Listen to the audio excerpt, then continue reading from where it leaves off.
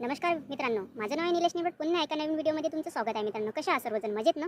तर सगळ्यात पहिले मित्रांनो हा व्हिडिओ बघून घ्या. आणि पूर्ण प्रोसेस पूर्ण होत चाललं. कारण पहिले नाही का फॉर्म टाकलं, एक मिनिट, पहिले नाही का फॉर्म टाकलं, फॉर्मला 350 टोटल सरकारचे आणि 150 रुपये सायबर कॅफेचे झाले, किती 500. ते झालं, मान्य आहे, ते जाऊ द्या. पण तुम्ही हॉल तिकीटचं कसं प्रोसेस केलंय? हॉल तिकीट पण केलंय तुम्ही, हॉल तिकीट केले, पोरांनी अकॅडमी जॉईन केली ती कोणी. अरे शेतकऱ्यांचे पोरं आहेत, त्यांना खायची पण सुविधा नाही.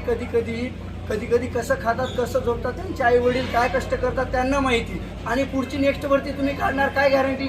बाकीचे 3 वर्ष मागचे गेले असेच, आणि समोरचे काय करायचे आम्ही?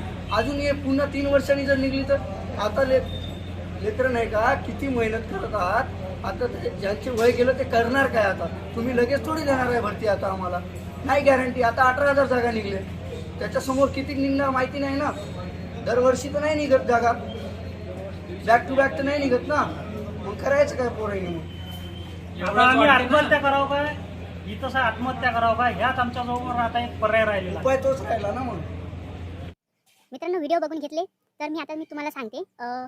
बाहेर जिल्ह्याची मुलं नाही का गडचिरोली जिल्ह्यामध्ये फॉर्म भरलेले होते. सगळ्यात पहिले तुम्हाला सांगते, आपल्या गडचिरोली जिल्ह्यामध्ये मागे भरती निघालेली होती. गडचिरोली जिल्ह्याच्या मुलांनाच तिथं चान्स होतं, मुलं आणि मुलींना त्या गडचिरोली जिल्ह्याच्या भरतीमध्ये चान्स होतं. कारण का ते जिल्हाबद्धी भरती होती. तर तिथं काही विद्यार्थी मित्रांनो, बाहेर जिल्ह्याचे मुलं गडचिरोली जिल्ह्यामध्ये फॉर्म भरलेले होते. फॉर्म वगैरे भरून झालेलं होतं त्यांचं, आणि हॉल तिकीट पण आलेली होती फिजिकलची. ज्या दिवशी त्यांचं फिजिकल होतं ती मुलं बाहेर जिल्ह्याच्या आपल्या गडचिरोली जिल्ह्यामध्ये आलेले होते.